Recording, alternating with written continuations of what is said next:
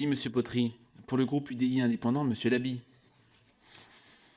Monsieur le Président, mes chers collègues, Madame la rapporteure, chère Béatrice, je voudrais vous remercier de nous permettre ce matin, à travers cette proposition de loi visant l'accompagnement des enfants porteurs de pathologies chroniques ou de cancer, de pouvoir échanger et débattre sur ce sujet. L'objectif de celle-ci est de sécuriser l'accueil de ces enfants au sein de l'école et d'aider à mieux organiser le changement de vie qui en découle entre la famille, l'enfant, l'école et le traitement. Si les maladies chroniques touchent chaque année des milliers de jeunes, les connaissances à leur sujet et surtout les gestes à adopter en cas de problème restent bien souvent peu connus d'une grande partie de la population.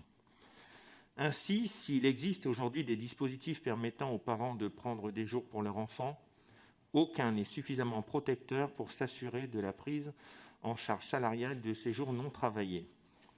De même, rien n'assure dans la loi aux parents de pouvoir prendre rapidement des jours de congé à la suite de l'annonce d'un cancer chez leur enfant. Cette proposition de loi est donc une grande avancée.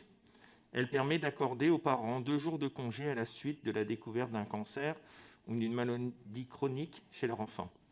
Bien entendu, nous débattrons de la durée de ce congé, mais la durée importe moins que l'idée de pouvoir offrir à ces parents une loi sécurisant un dispositif pour les accompagner suite à l'annonce de la maladie et pour la suite du traitement.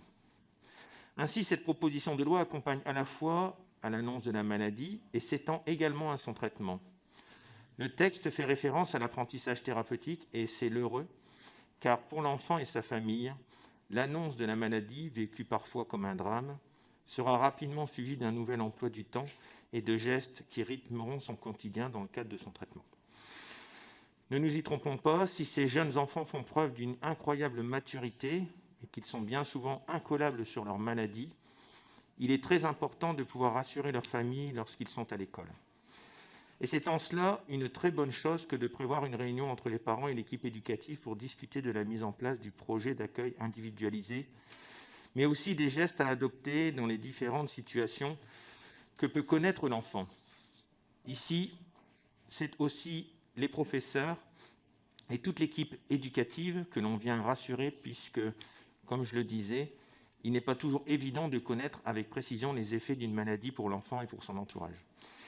Si l'on avait pu initialement imaginer intégrer dans la formation des professeurs des éléments sur les maladies chroniques, il reste plus pertinent de prévoir une sorte de formation continue qui évitera aux professeurs de devoir se reposer sur des connaissances lointaines alors qu'ils devront peut-être agir dans la précipitation.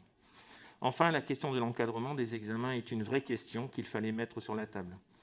Je sais que les auditions ont pu conduire à voir certaines limites dans la formulation actuelle, mais elles auront également permis de découvrir certaines pratiques locales dont on pourrait s'inspirer au niveau national.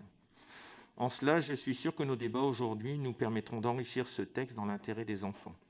Ainsi, je salue une fois de plus le travail effectué par la rapporteure, et c'est bien évidemment avec un grand enthousiasme que notre groupe, à Béatrice et moi-même, soutiennons cette proposition de loi. Je vous remercie. Merci, Monsieur Labi.